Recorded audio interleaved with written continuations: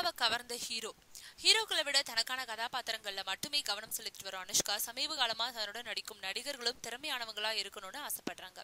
அதனால யாராவது பெர்ஃபார்மன்ஸ் ஹீரோக்களை சந்திச்சா நாம ஒரு படத்துல சேர்ந்து நடிப்போம்னு கேக்குறாங்களாம். அதே வகையில ராணி ருத்ரமாவா படத்துல ஒரு முக்கிய வேஷத்துல நடிச்ச தெலுங்கு நடிகர் அல்லு அர்ஜுனோட நடிப்பை அனுஷ்கா ரொம்பவே பாராட்டி இருக்காங்க.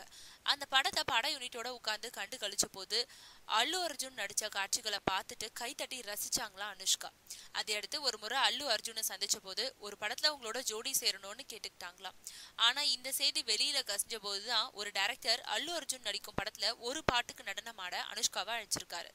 அதுக்கு மறுப்பு தெரிவிச்சிட்ட அனுஷ்கா அவரோட ஜோடி சேரணும்னா உடனே கால் ஷீட் தர்றேன், ஆனா குத்துப்பாட்டுக்கு ஆடும் ஐடியாலாம் எதுவும் இல்லைன்னு சொல்லிட்டாங்களாம். அதுக்கப்புறம் தான் இப்போ அந்த குத்துப்பாட்டுல நடனமாட அஞ்சலியை புக் பண்ணியிருக்காங்களாம்.